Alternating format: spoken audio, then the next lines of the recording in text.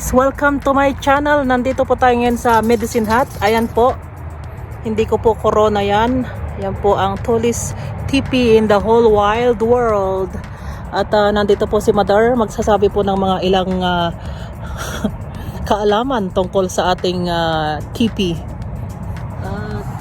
Teepee symbolizes the first style, the model house of the earliest Canadians, the native of Canadians. Oh. Pero ang sabi nga sa history nito, originally from Calgary yan. Ayan. Nilipat siya dito noong 1988 yata. Tingnan natin.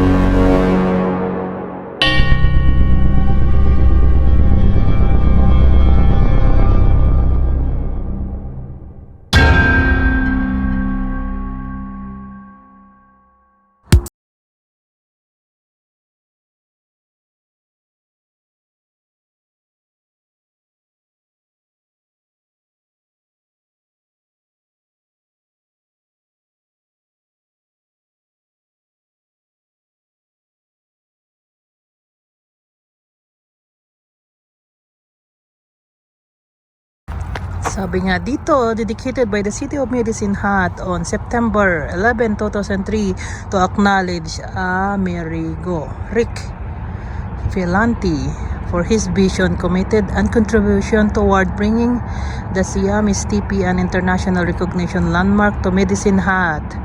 Medicine Hat, the gas city.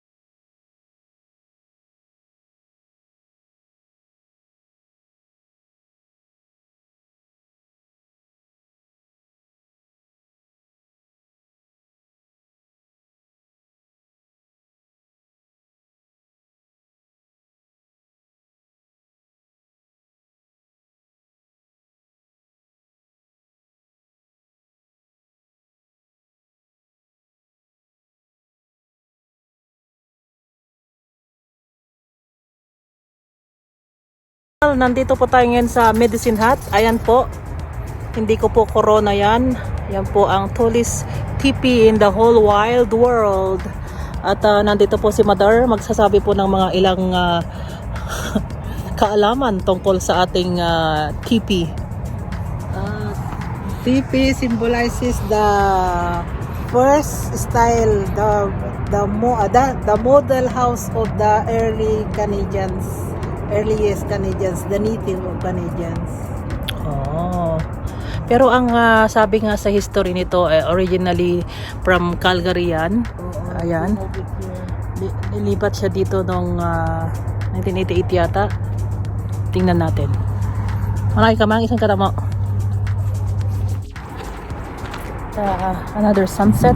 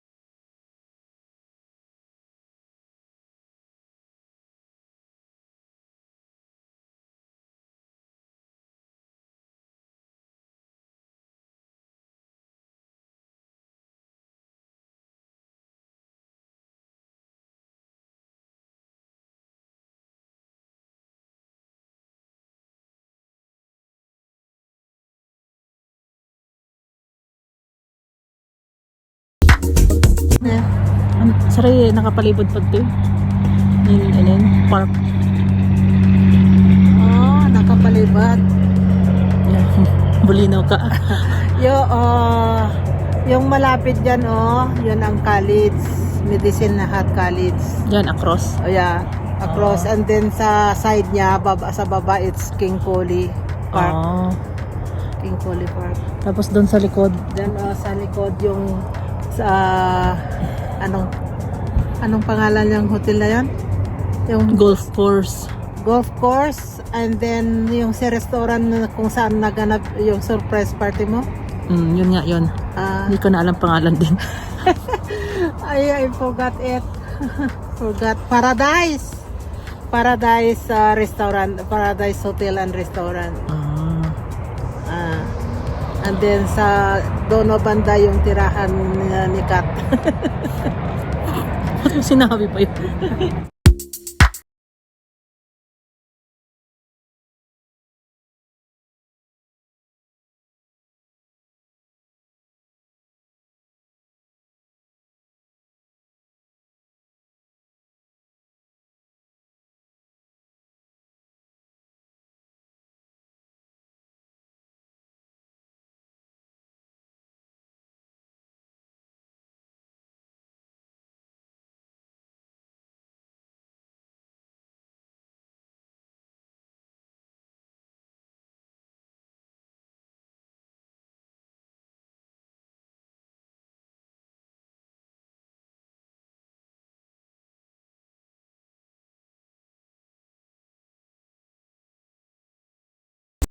very first Easter taught us this, that life never ends, and love never dies. Kate McCahan.